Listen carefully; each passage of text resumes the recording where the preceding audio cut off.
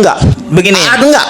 Makanya kamu baca biar tahu. Baca enggak ada. Mana? Coba. Enggak ada. Saya baca. Di sini konteksnya tahu nggak yang berapa? Ada Pasalnya apa? Di ijazah asli. Pasalnya tahu nggak apa? Ijazah SD, SMP, Enggak, pelapornya tahu nggak siapa namanya? Nah itu. Jadi bingung sendiri gitu loh. Bukan. Ada nggak? Nah, pertanyaan saya pelapornya di sini siapa? Lah, ini dua-dua beda. Anda menyimpulkan tapi nggak tahu sendiri perkaranya. Ijazahnya siapa? Itu loh. Dihadirkan Artinya tidak. ini sudah berkekuatan hukum tetap gitu loh. Saya mengakhiri. Closing statement saya bukan itu. Iya, oke.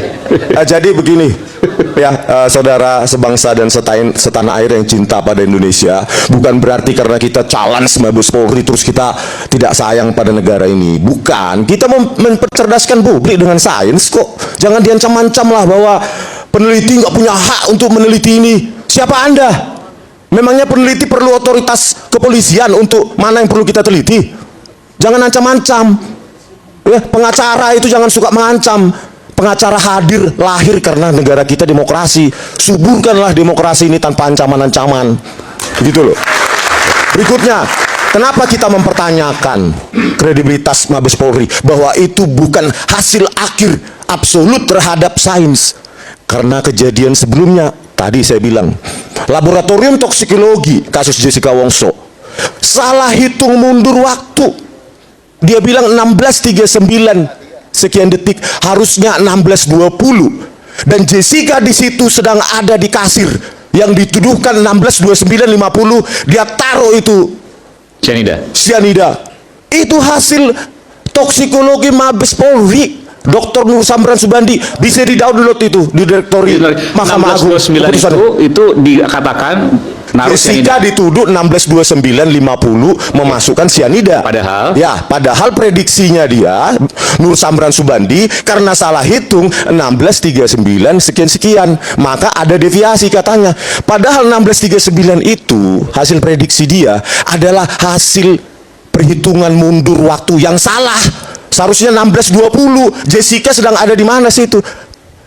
Di kasir. Dan itu produk dari lab toksikologi Bareskrim Polri. Jadi mereka pernah salah. Hitung mundur yang seharusnya dihitung anak SD aja bisa, mereka bisa salah. Itulah dasar saya bahwa saya harus men-challenge hasil dari Bareskrim Polri. Dan kita harus terbuka. Banyak ahli yang kita hadirkan. Kalau bisa di laboratorium Puspom TNI, laboratorium yang lain. Kalau kalian merasa benar, SOP benar, hasil benar, maka sains itu tanpa batas. Tapi kan sudah PK 2 kali dan gagal PK-nya. PK saya ungkapkan itu di PK Jessica Wongso. Dan kalah PK-nya, tidak diterima. Nggak tahu saya hasilnya, saya belum diberitahu oleh Jessica. Tetapi ya Pak, terlepas hakim tahu atau tidak tentang bagaimana kesalahan hitung mundur itu, penggunaan software gratis oleh laboratorium komputer forensik Bareskrim Polri yang memanipulasi video itu. Sekarang pertanyaannya, sudah kita ungkapkan seperti itu di PK, apakah hakim percaya? Hakim mengerti?